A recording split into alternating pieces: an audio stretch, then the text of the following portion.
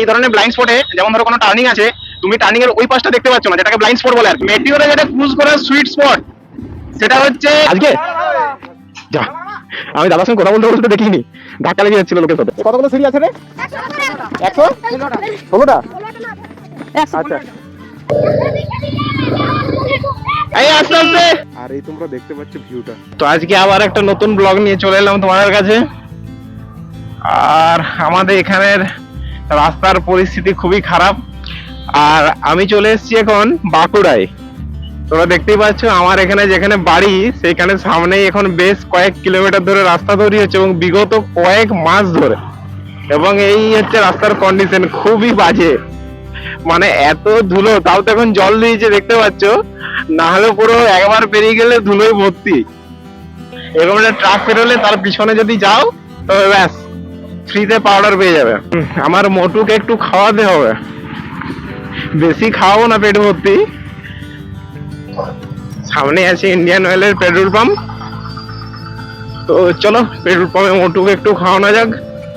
প্রিমিয়ামটা আমি ভরা বন্ধ করে দিয়েছি, সেই কলকাতায় পাওয়া যাচ্ছিল না বলে। হ্যাঁ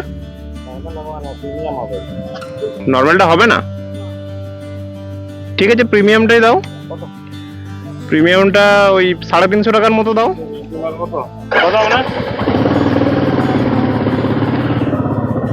ট্রিপটাকে জিরো করে দিই, জিরো হয়ে গেছে।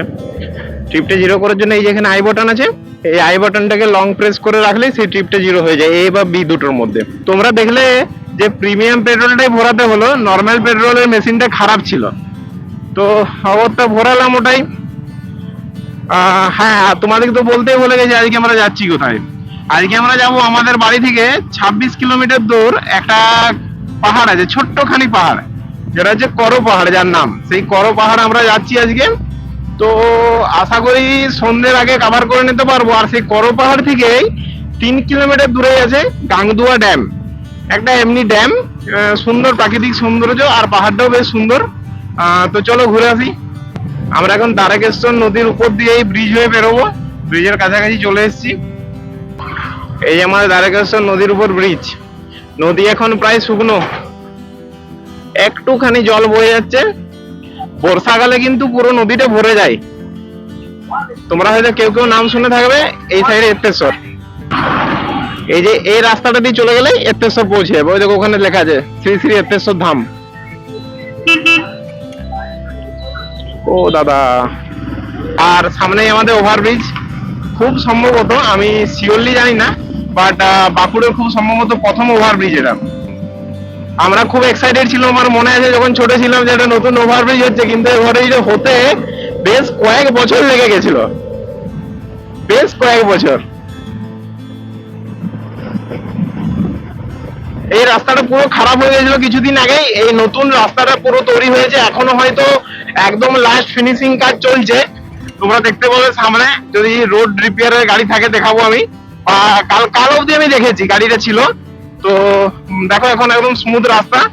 এই যে এখানে দেখো এই জায়গাটা এখনো রিপেয়ারিং এর কাজ চলছে।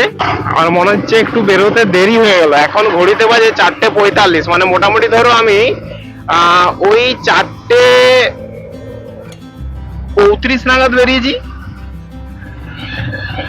10 মিনিট কি হলো কি জানি, যাই হোক বেরোতে একটু দেরি হয়ে গেল। আর একটুখানি আগে বেরোলে বেশ ভালো হতো। মানে আমার প্রবলেম হচ্ছে যে আমি যেহেতু ওয়াইড অ্যাঙ্গেলে শুট করি মোটো ব্লগটা, তো ওয়াইড অ্যাঙ্গেলে কি হয়, লাইট কম হয়ে এলে ভিডিওর কোয়ালিটিটা আর ভালো আসে না, তো সেক্ষেত্রে একটা সমস্যা হয়ে যায়। তো যতটা সম্ভব লাইট থাকাকালীনই আমি চাই ভিডিওটা র্যাপ আপ করে নিতে।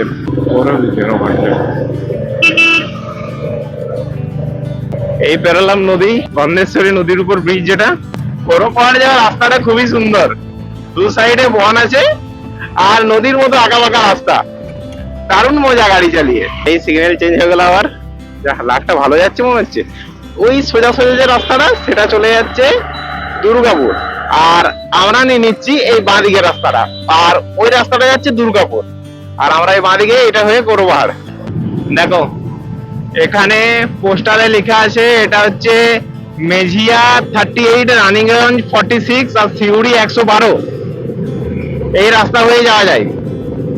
একটু লুকিং গ্লাসটা ঠিক করে নিই। বারবার আমি আমার গাড়ির 6 নাম্বার গিয়ারটাকে মিস করি, প্রতিবার 5 নাম্বার গিয়ারে আমি আবার গিয়ার শিফট করতে যাই, তখন দেখি আর নেই। এত পুরো খাড়া টার্নিং, কিন্তু খুব সাবধানতার সাথে গাড়ি চালাতে হবে, কারণ দেখতে পাচ্ছ মেন রোডের মাঝে গরু পারাপার করছে।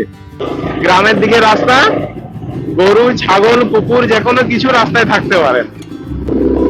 এই দেখো টার্নিং দেখেছো, একদম পুরো টান, সেই মজায় রাস্তাটায় গাড়ি চালিয়ে। ব্লাইন্ড স্পট ওই দিকটা দেখতে পাচ্ছি না, তাই গাড়ি একটু স্লো করে নিলাম। তো এই ধরনের ব্লাইন্ড স্পটে, যেমন ধরো কোনো টার্নিং আছে, তুমি টার্নিং এর ওই পাশটা দেখতে পাচ্ছ না, যেটাকে ব্লাইন্ড স্পট বলে আর কি, সেই ব্লাইন্ড স্পটে কিন্তু অবশ্যই গাড়ি ধীরে করে দাও এবং প্রপার লেনে যাও। আদারওয়াইজ ওই দিক থেকে কোনো গাড়ি হঠাৎ করে চলে এলে কিন্তু কোনো বিপদ ঘটতে পারে, তো বি কেয়ারফুল। মেটিওরে যেটা ক্রুজ করার সুইট স্পট, সেটা হচ্ছে 80 to 95। তারপরে তোমার হয়তো হালকা ফুটপাকে ভাইব্রেশন ফিল হতে পারে, কিন্তু সেটা এমন নয় যে তুমি চালাতে পারবে না। আর এই দেখো পলাশ গাছগুলোতে পলাশ ফুল ফুটেছে, সৌন্দর্যটা লক্ষ্য করো। উফ কি লাগেছে দেখো, দারুন। পুরো লাল লাল পলাশ ফুল ফুটেছে, একদম এক সারি দিয়ে পুরো পলাশ গাছ। আমি যখন গাড়ি চালানোটা ফিল করি, তখন আমার স্পিড থাকে 50 থেকে 60-এর মাঝে, আর একটা এই হাতটা থাকে আমার ট্যাঙ্কে। আর আমি এইভাবে ফিল করতে করতে যাই, যেমন এখন যাচ্ছি। কিন্তু বেশিক্ষণ ফিল করতে করতে যেতে পারবো না, কারণ আমরা অলরেডি লেট। যতক্ষণ সূর্যের আলো আছে ততক্ষণ পর্যন্ত আমার ব্লগে সুন্দর ভিডিও দেখা যাবে, তারপরে কিন্তু ব্যাস। এত তোমাদেরকে দেখানোর জন্য আমাকে একটুখানি নিজের গাড়ি চালানোর ফিলটাকে স্যাক্রিফাই করে পরে একটু স্পিডে যেতে হচ্ছে আর কি। ওইটুকু তো আমি করতেই পারি। চলো, আমরা চলে এসেছি 17 কিলোমিটার। এ ভাই এভাবে আসিস না। কোনো একটা দিকে ডান দিকে একটা রাস্তা যেটা করো পাহাড়ে যায়, সেই রাস্তাটাতে আমাকে বাঁকতে হবে, কিন্তু আমার একদম এক্স্যাক্টলি মনে নেই কোন রাস্তাটা। চাপের কিছু নেই, এখানে মানুষ খুবই হেল্পফুল, জিজ্ঞেস করলে এক্ষুনি বলে দেবে। পাহাড়টা যদিও খুব বেশি উঁচু নয়, ছোট্ট একটা পাহাড়, কিউট কিউট পাহাড়। ওই যে সামনে যে পাহাড়টা দেখতে পাচ্ছ, ওটা হচ্ছে গরো পাহাড়। ছোট্ট পাহাড়, একটা ঢিপি টাইপের উঁচু পাহাড়, বেশি বড় নয়। তো ওটা হচ্ছে গরো পাহাড়। ওটা যাওয়ার জন্য কোনখানে বাঁকতে হবে আমাকে জিজ্ঞেস করে নিতে হবে, কারণ আমি নিজে ট্রাই করি, আগে দেখি যদি মনে থাকে ভালো, আদারওয়াইজ জিজ্ঞেস করতেই হবে। ভাই বাম্পার হলো সাইজ দেখো, এগুলো এক একটা বাম্পার। আমার তো মনে হচ্ছে এগুলোই করো পাহাড় চলে এলাম।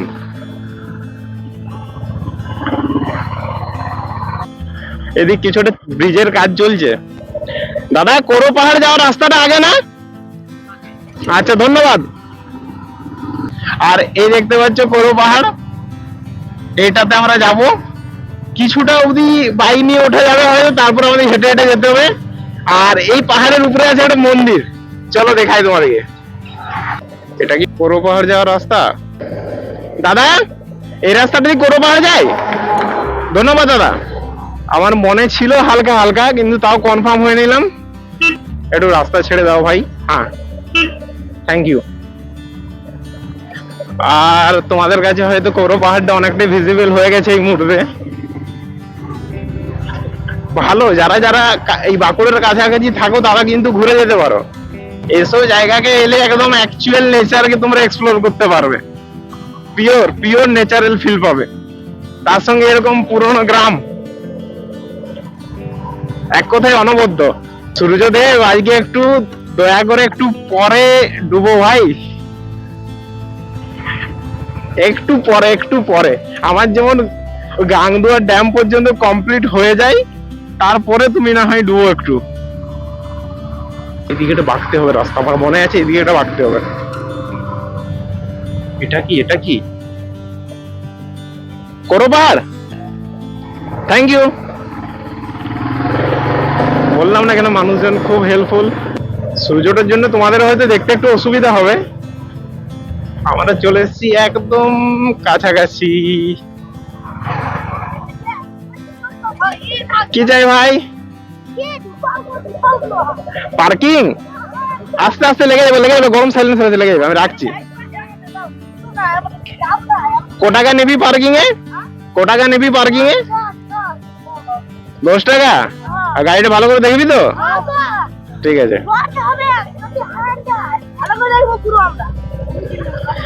দেখো আমি চাইলে কিন্তু ওইদিকেও রাখতে পারতাম, বাচ্চাগুলোর খুশির জন্য এখানেই রেখে দিলাম। সবাই দেখেছে ওইদিকেও রাখছে, একটু এখানে রাখলে একটু হেঁটে হেঁটে যেতে হবে। এই আটা দিয়ে চিটানোর দরকার নেই আমার গাড়িতে কিছু, ঠিক আছে? আমার টিকিটটা দিতে, আমি এসে বলে দেবো।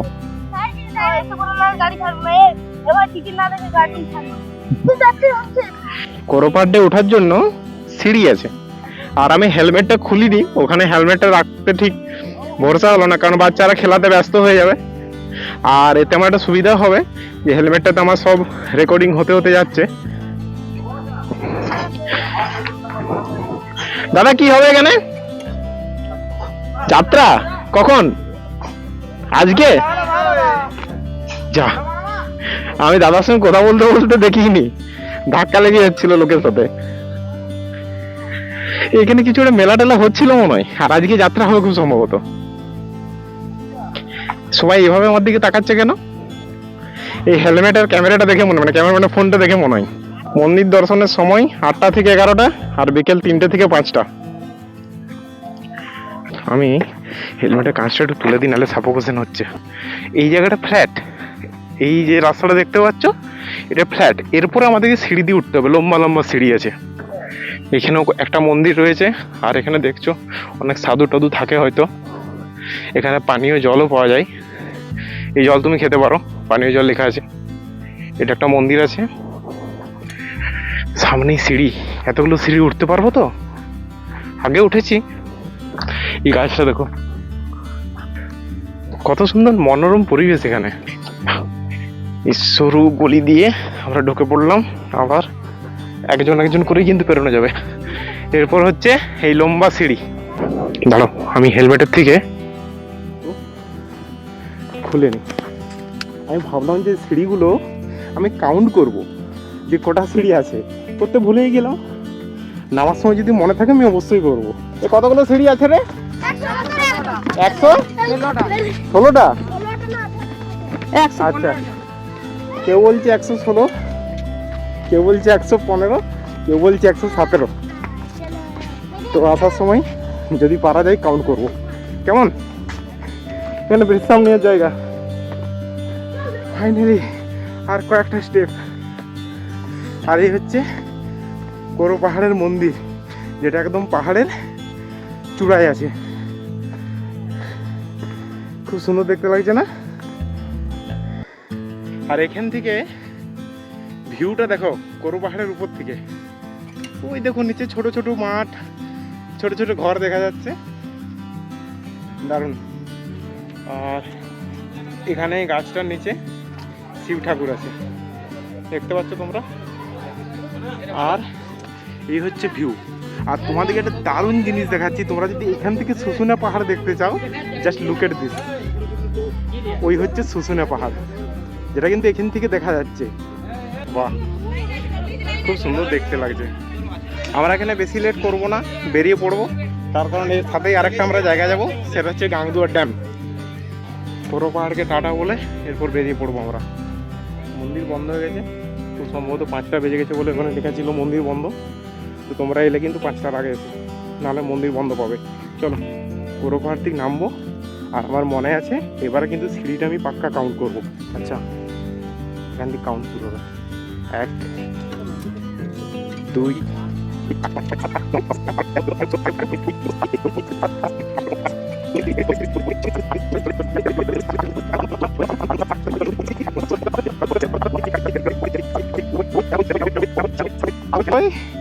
3 সেঞ্চুরি। 115 আর 116 শেষ। 116টা সিঁড়ি বেরিয়ে গেছি আমি কোরো পাহাড় থেকে। এখন বাইকের দিকে যাচ্ছি। কত টাকা? 10 টাকা। 10 টাকা? কি করবি টাকাগুলো কালেক্ট করছিস যে? ওখানে মেলা দেখবি? কবে থেকে হচ্ছে এরকম মেলা? পরশু থেকে? কি শিবরাত্রি উপলক্ষে? বাহ, এই নে সবাই মিলে ভাগ করে নিবি। আমরা এখন গাংদুয়া ড্যামের উদ্দেশ্যে বেরিয়ে পড়েছি।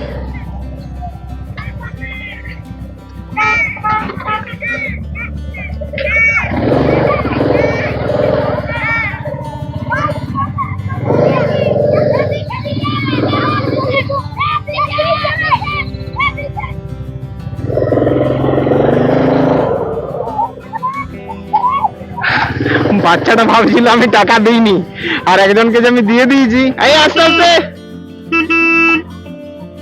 গাড়িতে লেগে যাবে।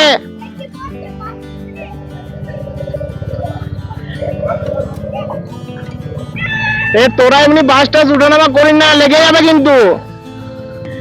খুব সুন্দর দেখতে লাগবে যদি আমি সূর্যাস্তের সময় এই জায়গাটা যেতে পারি। তার জন্য আমি একটু তাড়াতাড়ি যাচ্ছি আর কি।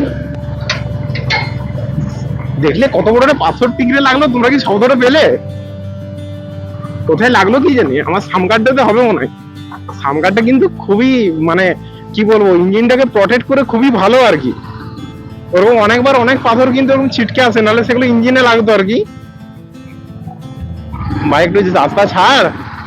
আর ওই দেখো একদম সূর্য ডুবতে বসেছে ভাই, স্লো স্লো স্লো। সূর্য প্রায় ডুবছে, আর একটুক্ষণ পরে পুরো ডুবে যাবে। তো তার আগে পৌঁছা দেবো আমাদেরকে গাংদুয়া ড্যাম। এই রাস্তাটা আবার খারাপ আছে কিছুটা। সূর্য তো ভাই ডুবে গেল, আমি মেটিয়েরও সেটেলিং করছি, ভাবতে পারছো? ওই যে সূর্য। আর 15 মিনিট আগে বেরোলেই আমরা একদম সূর্য সমেত দেখতে পেতাম, একদম সূর্য অস্তটা। আর এই দেখেছো ড্যামের সৌন্দর্য। আজকে রবিবার বলে অনেকে ঘুরতে এসেছিল, গাড়ি রয়েছে প্রচুর। ভিউটা এনজয় করতে হবে। আর এই তোমরা দেখতে পাচ্ছ ভিউটা, এই সময় সূর্য অস্ত গেছে আর এটা হচ্ছে ভিউ। খুবই আনফরচুনেটলি আমি সূর্যাস্তটা মিস করে গেলাম। সুসনা পাহাড়, আর ওখানে একজন বোট নৌকো নিয়ে আসছে। হয়তো ফোনের ক্যামেরায় অতটা ভালো দেখা যাচ্ছে না, বাট দারুণ দেখতে লাগছে। আর এই সাইডটা দেখতে পাচ্ছ, এই সাইডটাতে ড্যামে জল ছাড়া হয়। এদিকটা নামা যায়, আমি নেমে তোমাদের দেখাচ্ছি।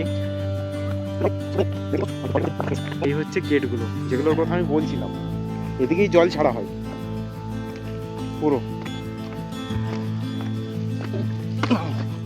এই যে এই গেটগুলো, আর এদিকটা এরকম।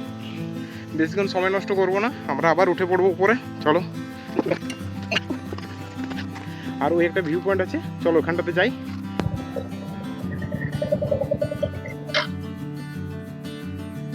আজকের মতো ব্লগ এখানেই শেষ করছি।